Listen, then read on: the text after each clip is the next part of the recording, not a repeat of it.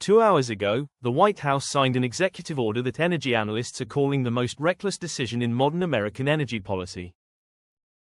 President Trump authorized the immediate seizure of 3 major Canadian oil pipeline systems under emergency national security provisions. Not inspections. Not enhanced monitoring.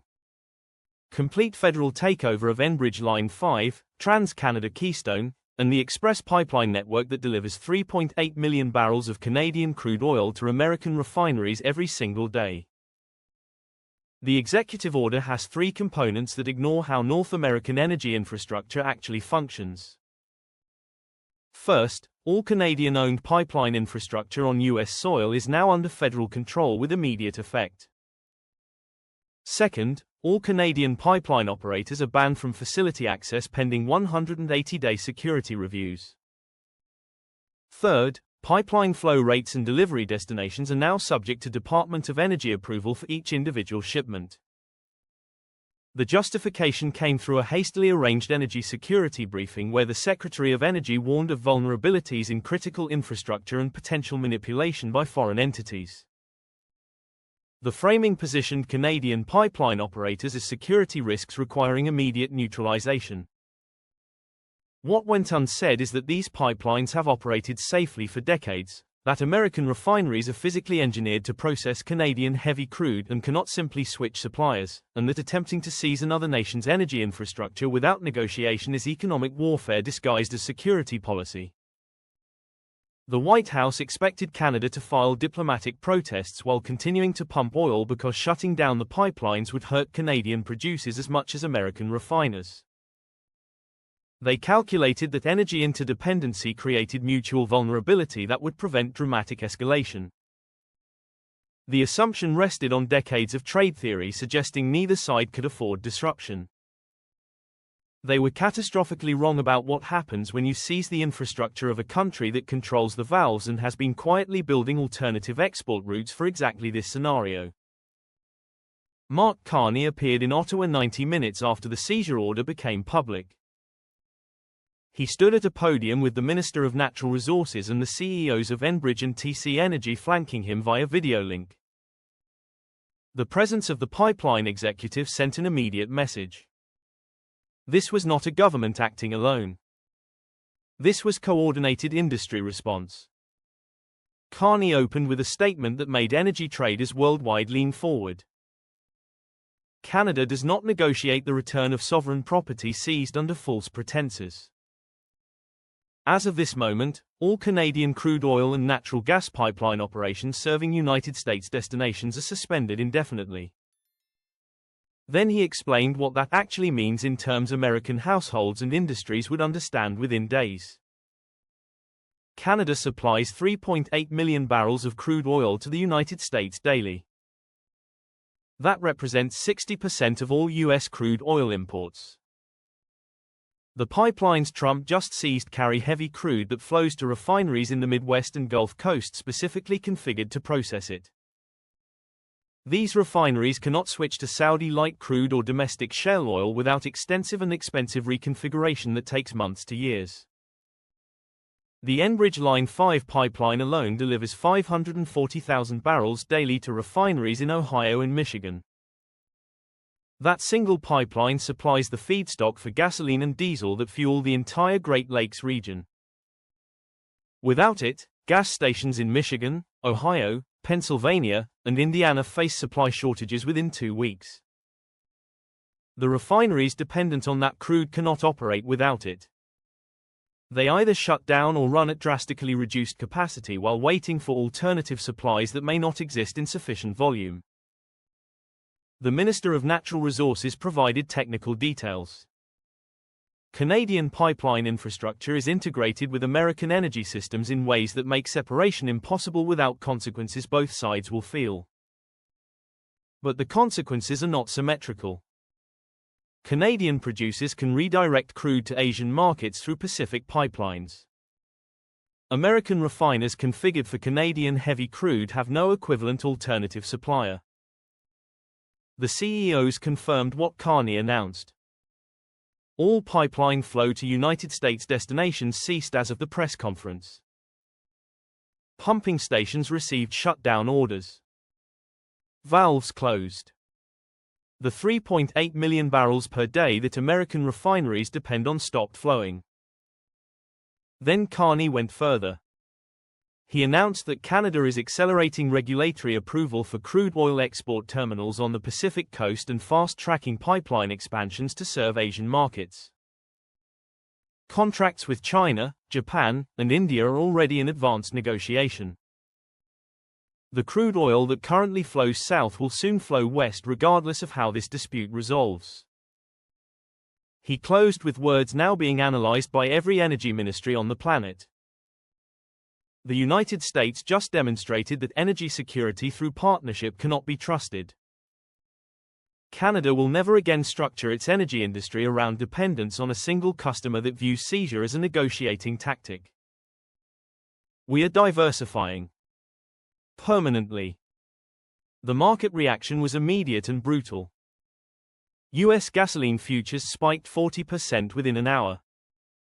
Crude oil prices surged as traders priced in supply disruptions. Refining company stocks plummeted as investors calculated the impact of feedstock loss. Energy analysts warned that gas prices could hit $8 per gallon in affected regions within 2 weeks.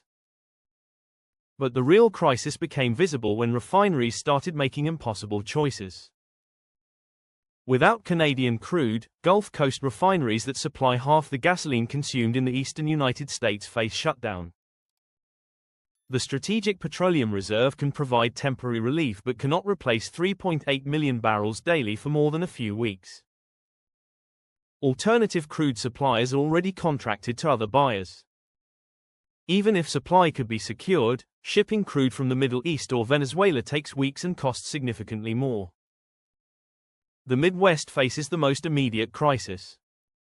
Refineries in Ohio, Michigan, Indiana, and Illinois receive 90% of their feedstock from Canadian pipelines. Within 72 hours, several facilities announced temporary shutdowns pending resolution. Marathon Petroleum's Detroit refinery, which processes 140,000 barrels daily of Canadian crude, went into reduced operations mode.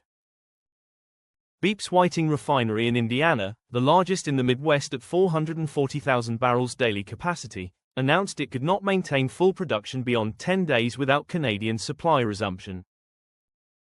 Gas stations began rationing fuel. Prices jumped $3 per gallon overnight in some markets. Lines formed at pumps as drivers panic bought before supplies ran out. Some stations in rural Michigan and Ohio simply ran dry within a week. The trucking industry issued emergency warnings. Diesel fuel shortages could paralyze freight transport within 10 days. The American Trucking Association projected that if Canadian crude does not resume flowing within 2 weeks, supply chains for food, medicine, and consumer goods will face catastrophic disruption. Grocery stores receive constant restocking by truck. Pharmacies depend on regular deliveries. A diesel shortage does not just affect truckers. It affects everything trucks deliver. Agriculture faced a compounding crisis. Harvest season requires enormous diesel consumption for combines and grain transport. Without adequate fuel supplies, crops could rot in fields. The National Farmers Union warned that a prolonged energy disruption during harvest could cost billions in lost production and drive food prices to historic highs. The heating crisis hit the Northeast hardest. Natural gas pipelines from Canada supply heating fuel to millions of homes from New York to Maine. The TransCanada pipeline network delivers natural gas that heats homes, powers electricity generation, and fuels industrial processes across New England. With those pipelines now shut down, wholesale natural gas prices doubled within 48 hours. Utility companies warn customers to expect heating bills to triple this winter. National Grid, serving Massachusetts and Rhode Island, projected that average household heating costs could reach $600 per month during peak winter compared to the normal $200. For elderly residents on fixed incomes, the choice became heat or food. Senior advocacy groups warned of a potential humanitarian crisis as temperatures dropped and heating became unaffordable for the most vulnerable populations. American energy companies reacted with alarm that bordered on panic. The CEO of Marathon Petroleum stated bluntly that seizing Canadian pipelines was operational suicide. His refineries are engineered for Canadian crude. Switching to other sources requires shutdowns, equipment modifications, and supply contracts that do not currently exist. He estimated his company alone would lose $2 billion per month if Canadian crude does not resume. The American Petroleum Institute demanded immediate reversal of the seizure order. Their statement noted that energy security does not come from seizing allied infrastructure but from maintaining relationships that ensure reliable supply. They pointed out that Canada has been America's most stable energy partner for decades and that destroying that partnership creates the very vulnerability the seizure was supposedly meant to prevent. Republican senators from energy-dependent states broke ranks with the administration. The senior senator from Ohio called the pipeline seizure the most economically destructive decision in modern energy policy. He noted that his state's refineries employ tens of thousands of workers who now face layoffs because the feedstock their facilities need just stopped flowing. He demanded the White House explain how seizing pipelines protects American energy security when it results in American refineries shutting down. Here is what makes this situation fundamentally different from other trade disputes. Oil does not stockpile indefinitely.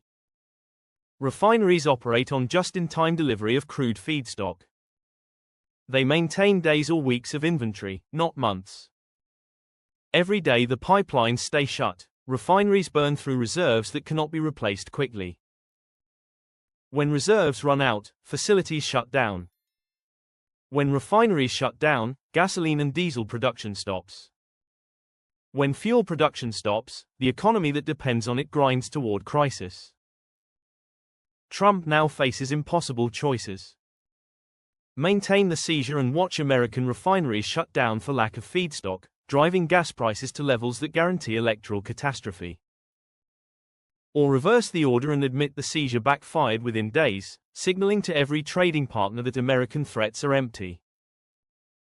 Or attempt to force Canadian compliance through additional measures, escalating against a country that just demonstrated it controls the energy supplies 47 million Americans depend on daily.